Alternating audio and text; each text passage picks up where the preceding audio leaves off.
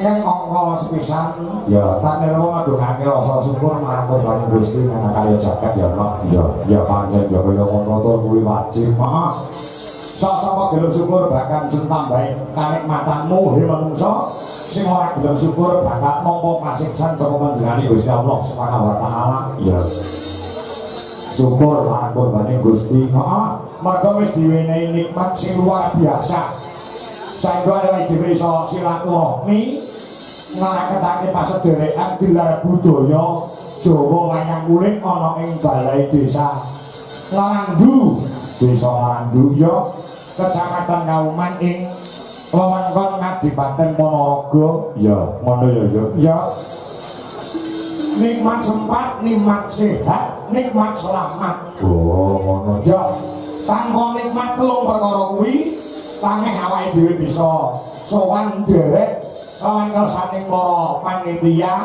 iya kersaning kabeh para masyarakat sing disepuhi lawan panjenengane para Mas Kepala Desa utawa Bapak Kepala Desa ana ing Randu oh ngono asmane panjenengane Bapak Suparto wah Suparto ki jenenge Janaka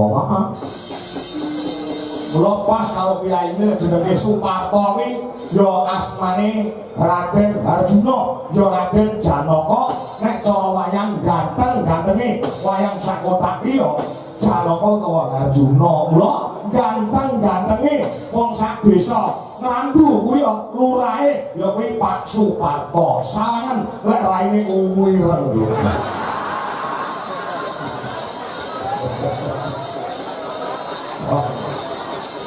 kowe karo Pak Lurah kok jae saking akrabe kok nduk saking akrabe ya saben biar meni WA nang karo aku oh ngono lagi mau aku teko ya rangkulan iki wong liya dadi dulur iki kaya ngene iki oh ngono lho beliaunya mau ngendika pun Mas Kangkok oh jenengan kali kula niku kok kaya dulur mengke kula masyarakat pripun mawon siap jenenge masyarakat kula seneng masyarakat kula iki marem wayangan dalu menika oh ngono ya karo Mas Lurah Suparto ya umure ora patek kacek adoh karo awake dhewe panjenengane 55 ya awake dhewe engko Oktober 48 lho oh iya iso ki jamu kula nek aku karo beliaunya iki wis akrab mongso wianan sok gojek ngono ya kok saben aku mayang ning Ponorogo panjenengane ya nusul biyen ana ing Maguan panjenengane iki ya nusul ana kira pantes mung tanggalan bengi ya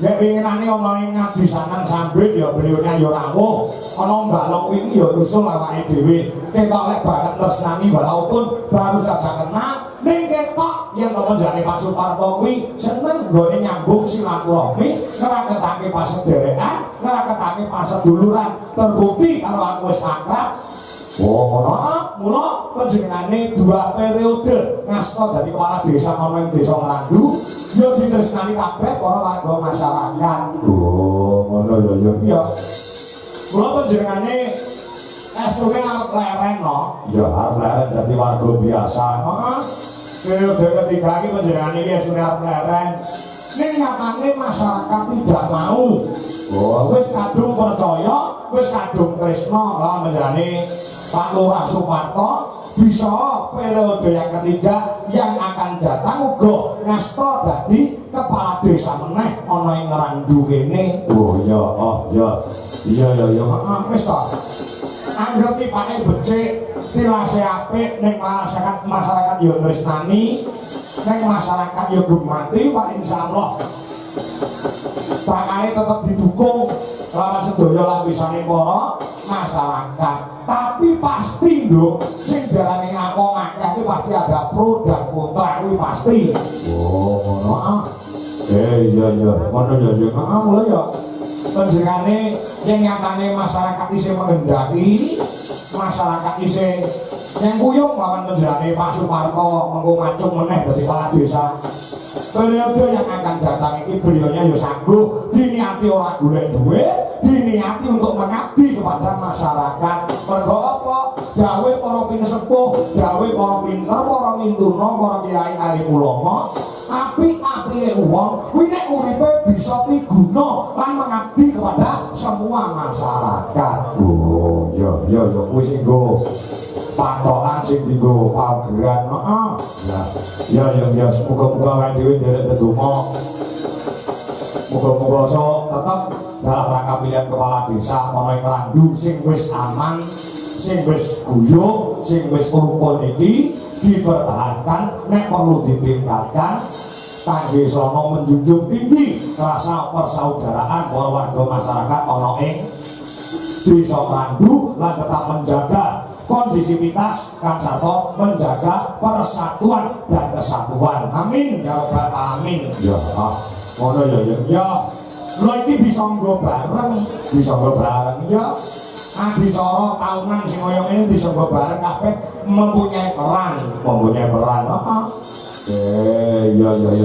Jadi iki dudu hajate kepala desa tok utuh, dudu hajate perangkat desa tok utuh, dudu hajate lembaga desa, LPMD, BPD utuh. Ning ini hajat semua warga masyarakat rumangsa andarbeni. Oh, ngono ya. Rumangsa andarbeni. Ora jane dana saka PAD, kuwi cukup nggih membiayai pagelaran wayang kulit begiki. Ning masyarakat tidak mau tinggal diam. Masyarakat kepengin nyodakoi bumine, kepengin nyodakoi desane.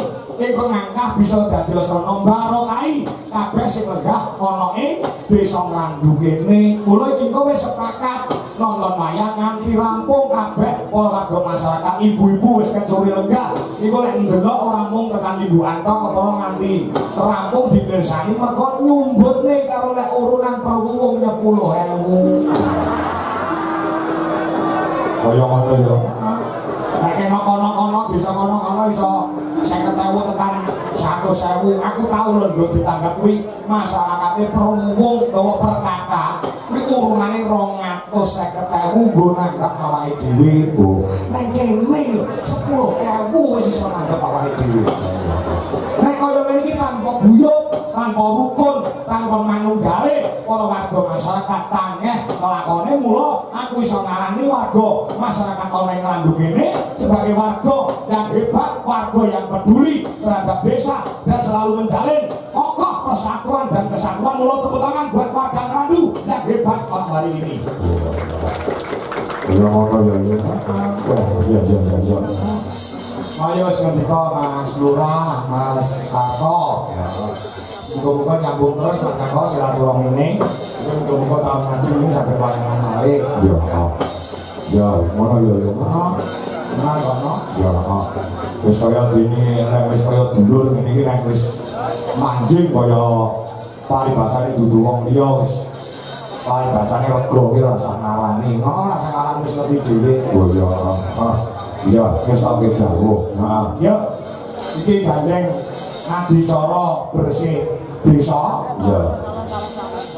Donga bebarengan yen nyuwun marang Purbane Gusti. Ya, Slendro Sangama. Bebarengan lawan para warga sing bengi tirakatan. Ya. Yen nyuwun marang Purbane Gusti Allah Subhanahu wa taala Tuhan Yang Maha Esa. Ya.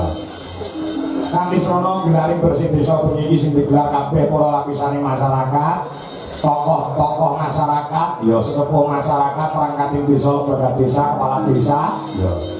Dadi asrana nyundul marang apa sing dadi kersane para warga, nggone nyuwun marang Purbane Gusti satemah sakwise ngenake bersih desa iki, desa Randu dadi desa ing Badatun dadi Batun Warokuntawa, Rumah Lipalo Ciawi, Terpo Toto Raharjo, Murah Sandang Kang Sato Mangan, ado saka bencana alam, digampangke nek golek rezeki, diparingi sehat awake, dawa umure, soleh solekah para putra-putrane. Digangsake nek golek rezeki, rezekine kathah melimpah tur barokah, slamet donyane, slamet akhirate. Allahumma amin. Allahumma sholli wa sallim ala sayyidina Muhammad.